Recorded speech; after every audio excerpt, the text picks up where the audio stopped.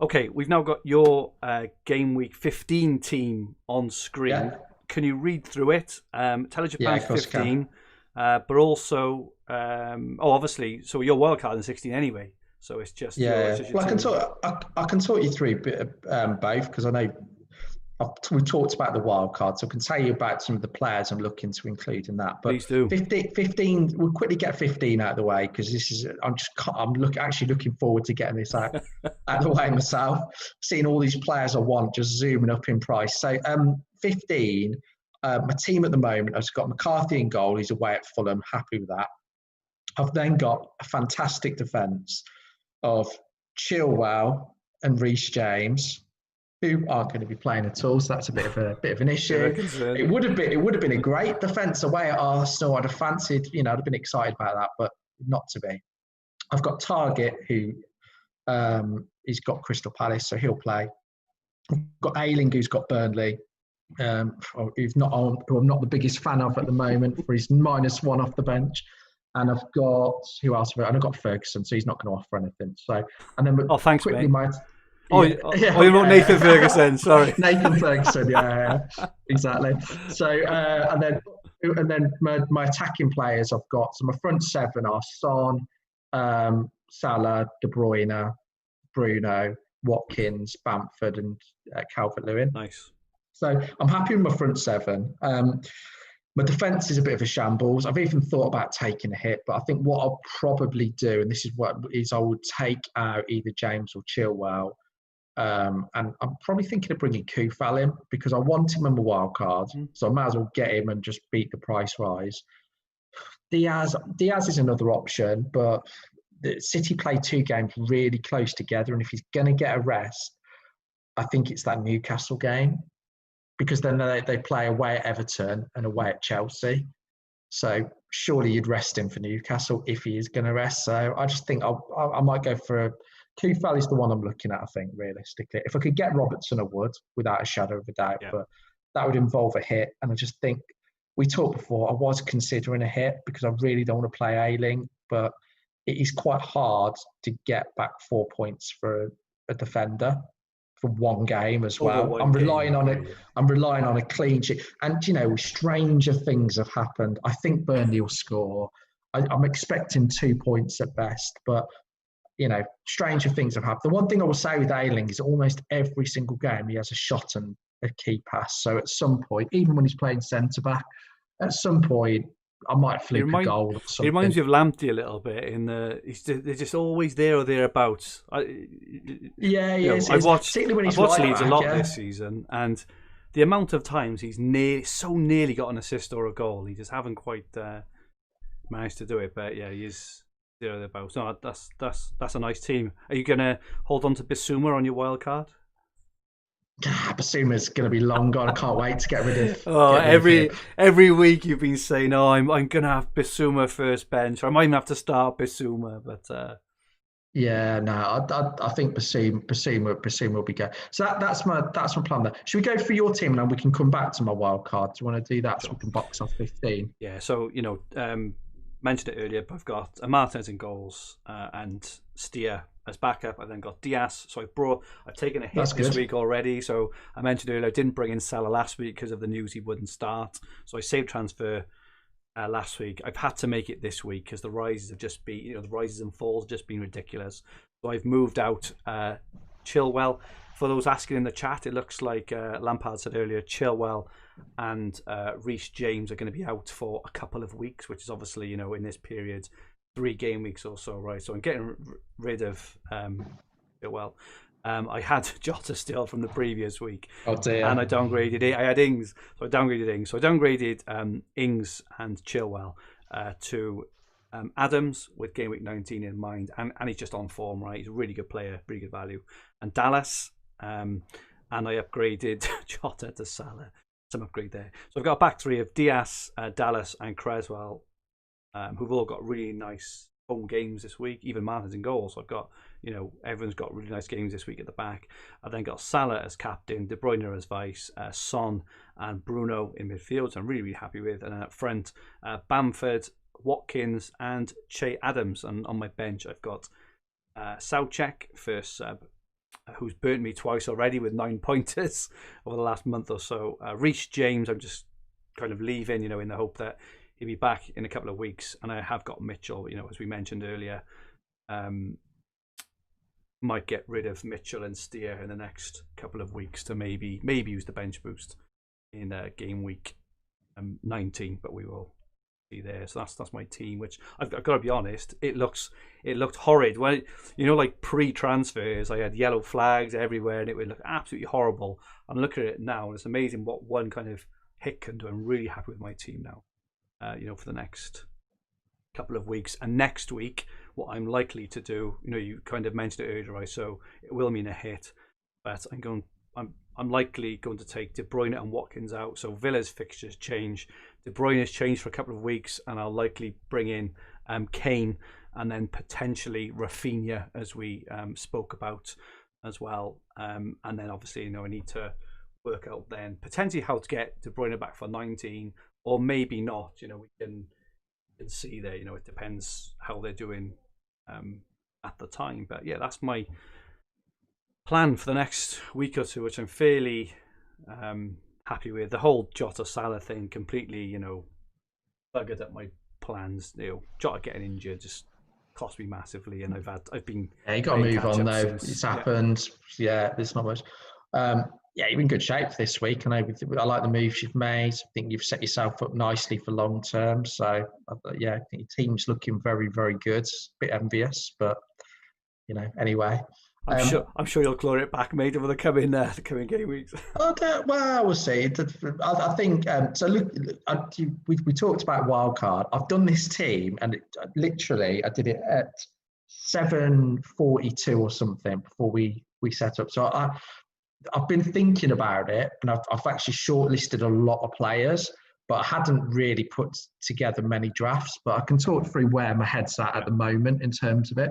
So goalkeepers is interesting for wildcard. I think there's 3 that I like.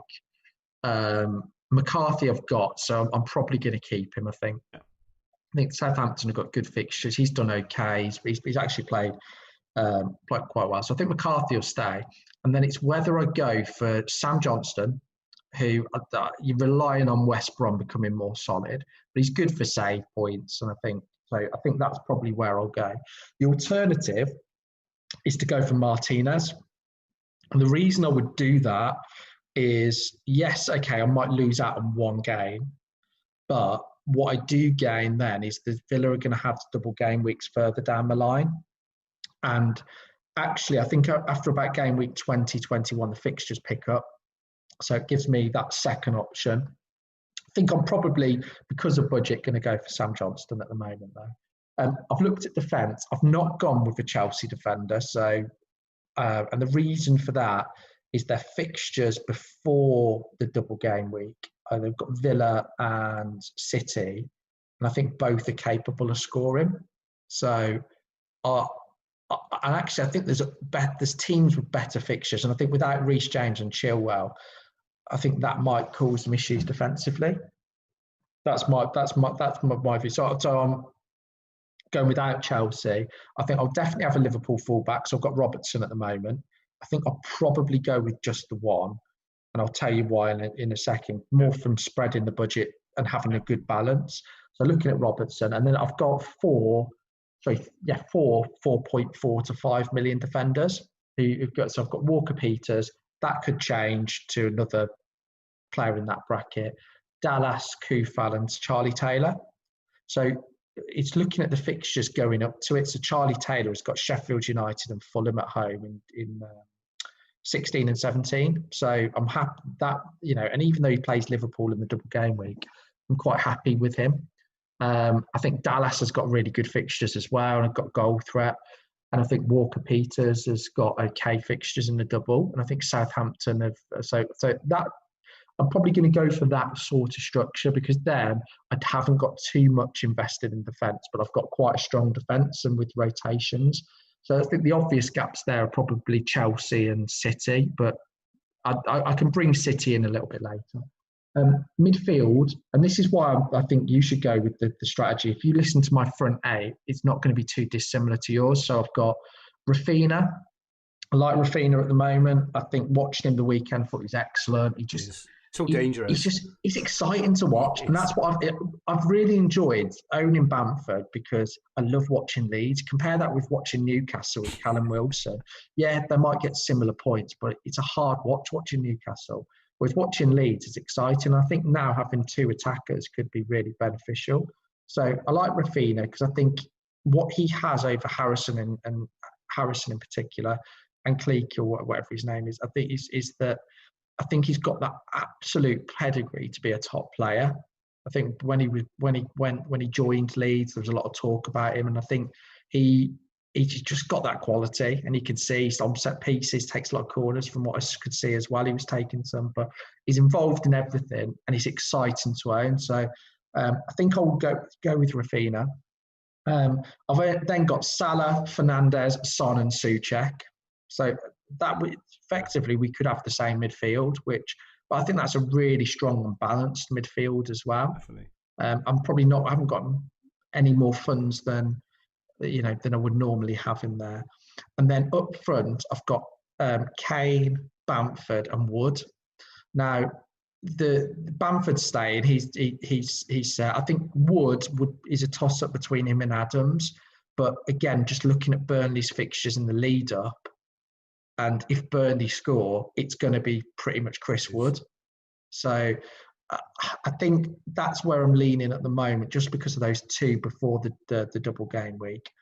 And then I also, with Harry Kane, I think 16 and 17 are pretty key for him. But what I would do, my plan for 19 would then be to get rid of Kane in 19 for either Vardy, or I could go down as far as Che Adams and then upgrade elsewhere to spread the funds. So maybe take a hit, or even potentially two. Wouldn't bother me if I was making the team a lot stronger. I think Vardy's the obvious option.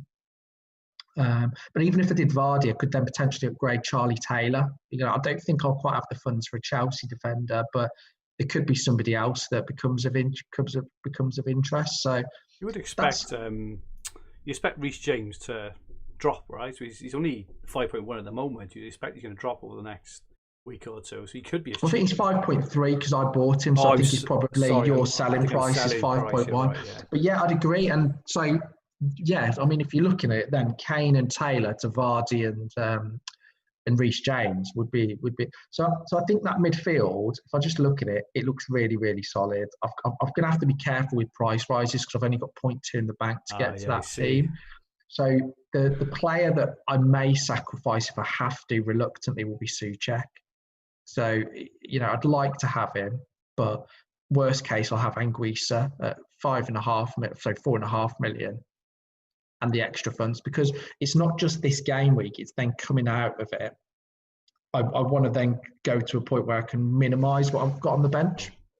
So, I mean, that's what I'm looking at the moment, but I mean, I didn't put much time into that team at all. I think I'd look at the defence a little bit more in the rotations and who's playing in what. But I think this sort of structure, I think having that premium striker